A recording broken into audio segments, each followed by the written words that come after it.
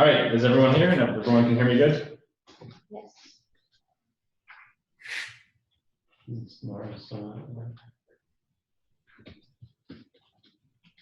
I'm taking this silence as a yes, I guess.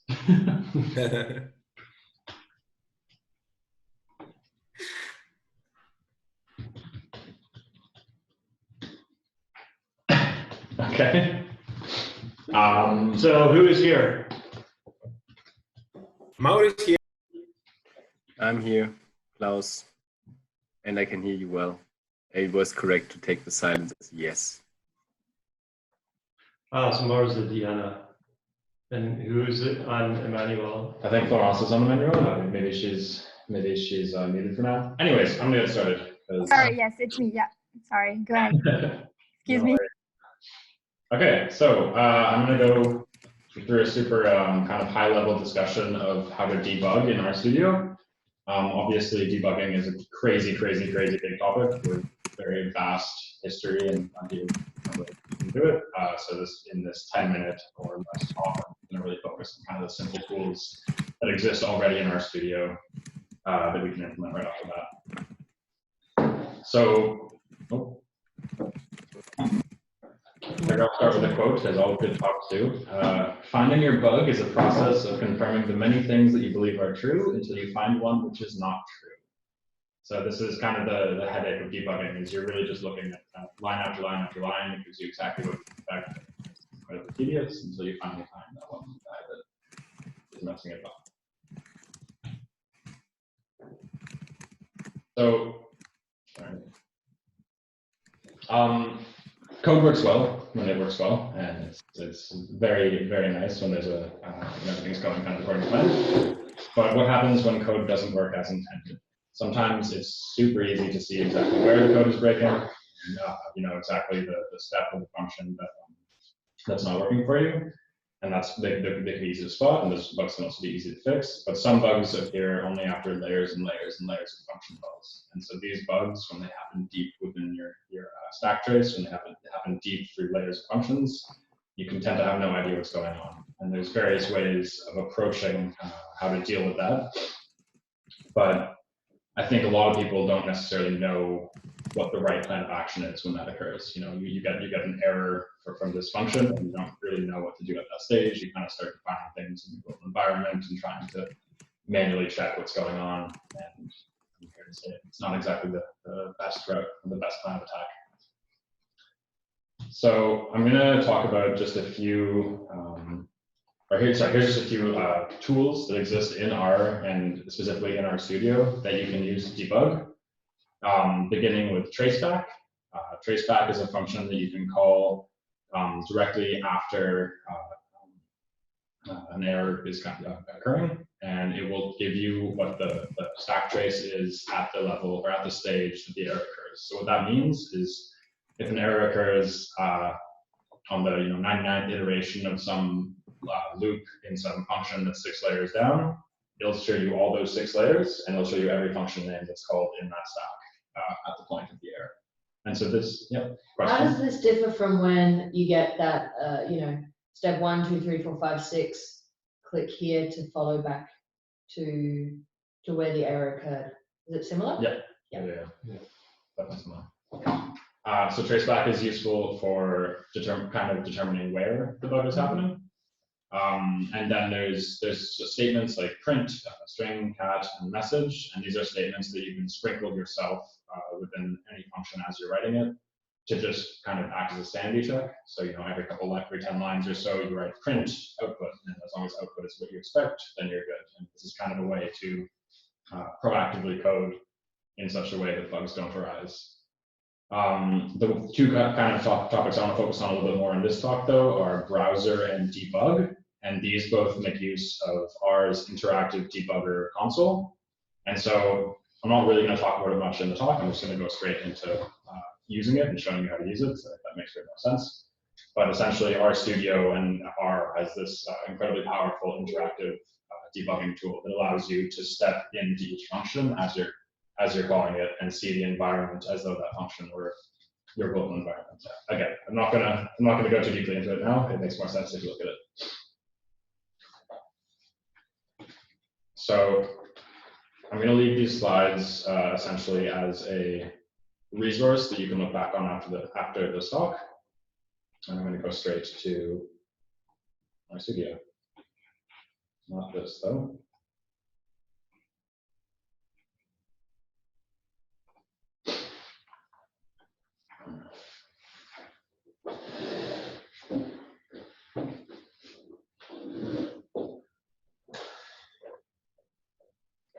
I guess this is difficult to see.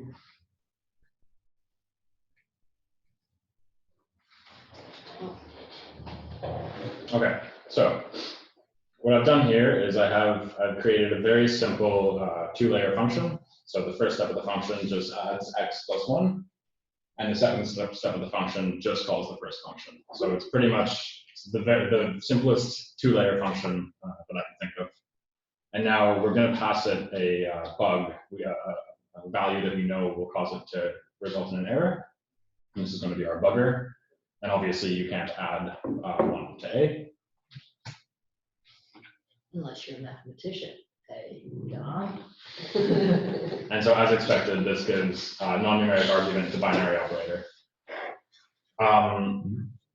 So an example of traceback is you can call traceback immediately after this error is passed to you. And if this error message doesn't make sense to you, when you call traceback, you see the two levels of the function that were called at the time of the error. So the first level you called g of a, and the second level you called f of x at 1, which is the first level here. And so it's not super useful for kind of testing what's in the environment, but at the very least you get an idea of what went down and what went wrong when the error was passed. So out of this, I know that layer 1 worked in a sense. No, so this is really just the parser, the interpreter knows that there was an error passed, an error happened at some stage, and this was the last call stack, or the last layers of functions that were being called at the time of the error. So it's helpful, if you have a very long script that passes a lot of functions and it just throws you an error and you don't necessarily know at what stage that error happened. If you look at the call trace, you can see exactly the layers of functions that were called at the time of the error, as well as the point at which the error occurred. And you can see also the actual line inside of the function that calls the error. Yep. Typically. This is only one line, so it's not super clear that it's doing that. Yeah. Sure. So there's two ways to call that, and you can just call traceback after the error occurs, or you can set your global options in RStudio to automatically call traceback whenever there's an error. And so if you set these options here, then it automatically calls the same stack trace after the error occurs. So this can be a useful thing to set if you want to. You can also, sorry. No, go ahead. You can do this in the global options too, I think. Yeah. In RStudio, you can general, then there's an automatically expand tracebacks and error inspector, which is. I think this is just setting the global options there. Yeah. But that was only per session. Right. So the global one will, if you set it in the global options, then it will stick around within your RStudio setup. But it will get annoying. Yeah, I don't know experience. It's cool at first, and then you're like, wow, this is really annoying. It's also like the traceback it's useful if the error message doesn't make sense. If the error message is obvious and you know what's going on, then you don't need to debug anyways, because there's no bug, it's just an error. It's more if the error you have no idea why it's occurring. So I'm going to go straight to now the debugging interactive session. So I've defined some functions in this external R script here called sum functions, and we can have a look at them here. It's the exact same example that I defined earlier. So I'm saying the function f is equal to x plus 1, and then g is just calling this f of x. But now I can actually insert a call to browser within this function. And so once you've identified where the error might be occurring, you can add a call to browser right before where that error happens. And so if I save this and then source these functions and run, now once the function g of a, or once the function calls this internal function and browser is reached, I'm now in this interactive debugging console. So you can see the console has changed. What the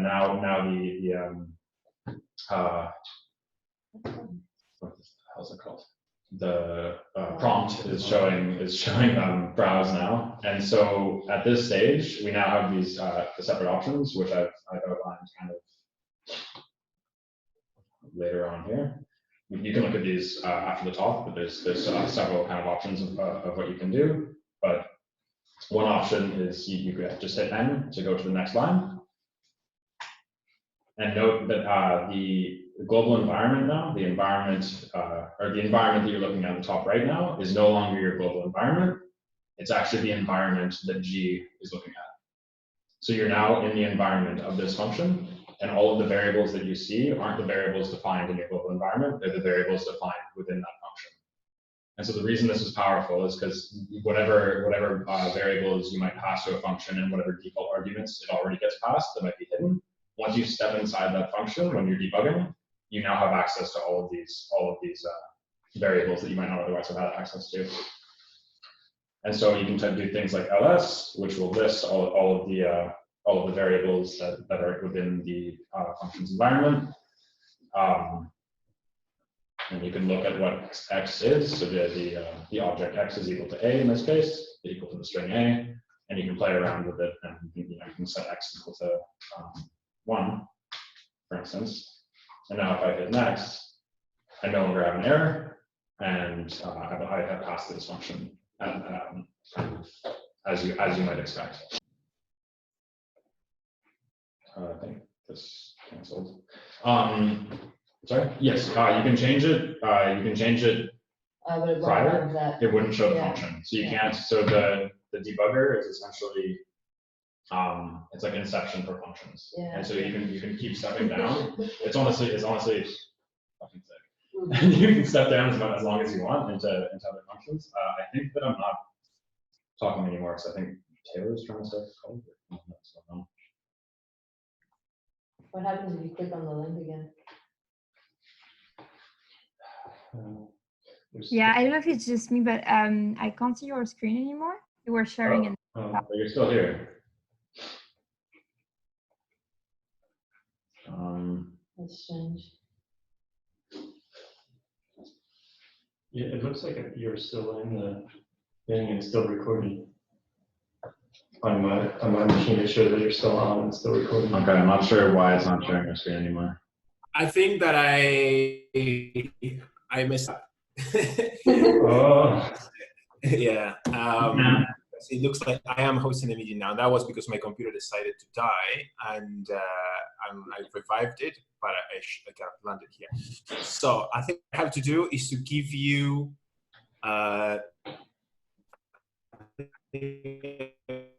host now. I think you make you.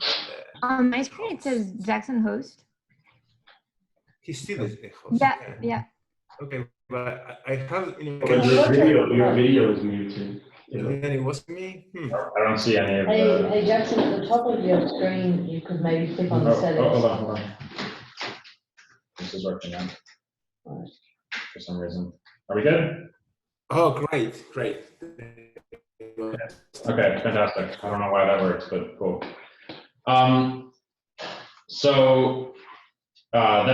This is one option, and so this is especially useful if you also are coding the packages yourself, if you're coding the functions yourself, and you have the ability to edit the source code and add this little browser call within the function.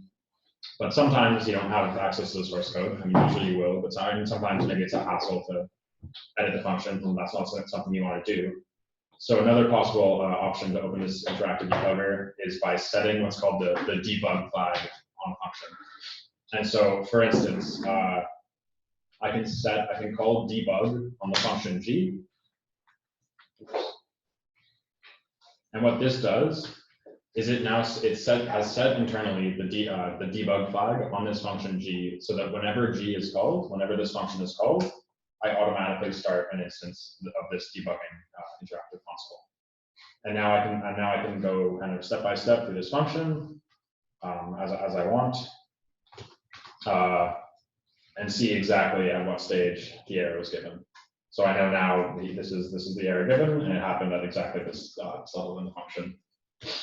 I'm going to do that again, actually, just to show that the debug flag truly is set. So now I'm going to execute the function again, and I haven't changed anything, done debug or whatever, and I go back into this console. So I'm now again in this debugging console. And does that call even if there's no error?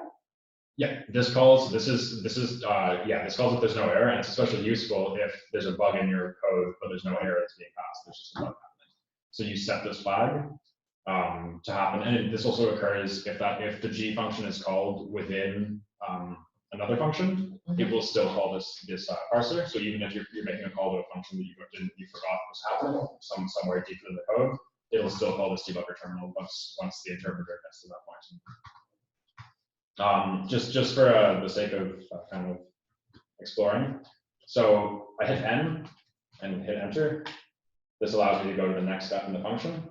And let's say I want to have a look at what browser looks like, for instance, for some reason. If I hit N and hit enter now, it's just going to go to the next line of the G function. It's just going to go to return. But if I hit S, it's going to step into the next function, step into the function that's executing.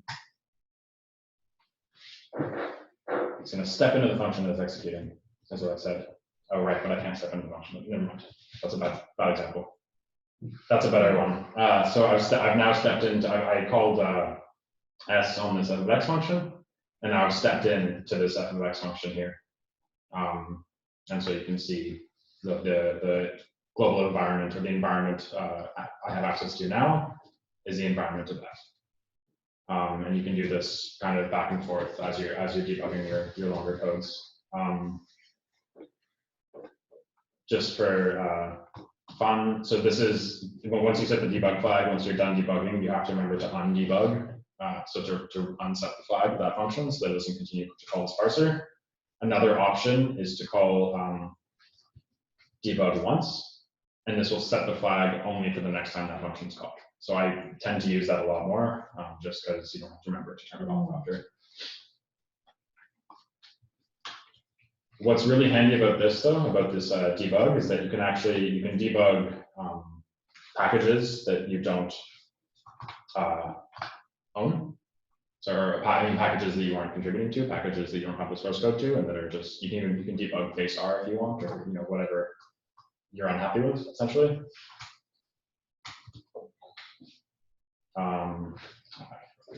Maybe this is a bad example. Maybe this also. You can also debug unexported functions. So functions that aren't even part of the package, but are part of some lower level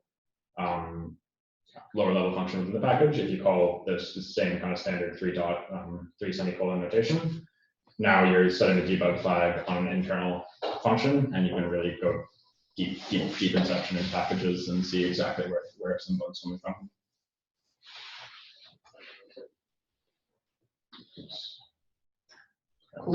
Hopefully this only lasts per session, like setting debug on a function. Yeah, I believe so. I mean, honestly, like I would just use the debug once. It's just you never have to remember to turn it off. And it seems like you can really mess with somebody, but you just turn it on for everything. Turn it on for some.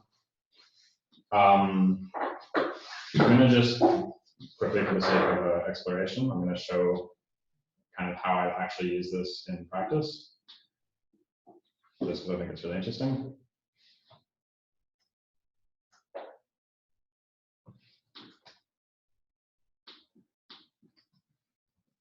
Oops.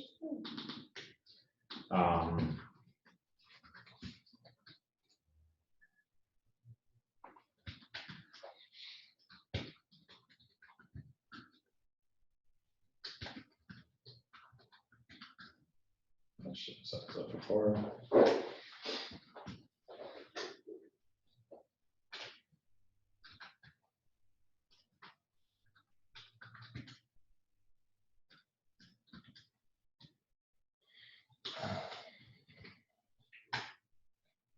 So now we're in a much bigger, you don't have to know what all this is doing, but we're in a much bigger function, right? That's calling plenty of things. You don't really know what's going on, but you have a look right off the bat. I know I'm within this match name function that I just called, and I know exactly what within match name, what all of its arguments are. And I can list its arguments individually, and I can step through the function one by one and say, okay, well, is old groups the variable I'm expecting it to be? This is within a function, this isn't in a global environment. It's not, say to your global environment, I go old groups, it's null, that's what I want. Fine, next step, and you just keep going kind of row by row through this function. And I say, maybe there's an error in this function here in restructure ALD for matching. So rather than hitting next and letting it go through, I say S, which means step into this function. And now I'm looking inside that function. And now what my environment here is the environment that's read by that function. So the step in is like, rather than just running that as a command and taking the result of that like it is in the parent function, then like it basically puts debug on this other function. Exactly. Yeah, the step in function is just further incepting into your code. Yeah, so that's pretty much it. Any questions right off the bat? I think it's the kind of thing that you just got to play with, and I tried to make the presentation slides more of a reference than an actual presentation. So if you have any questions, refer back to those. And anything else come to you? What does it do with a pipe? Does it consider there's like multiple functions? Oh, there's that. Yeah, it doesn't play nice with pipes. Okay. There's actually a debug pipe function that I don't really know how to work too well. It doesn't. I mean, I guess maybe it doesn't work with any infix operators because actually, the plus symbol is a function also. Yes, I think Maro may have a better understanding of that. We had a discussion about at least with pipes, but I don't think you can debug the plus sign. It's more just for kind of higher level function debugging. Cool.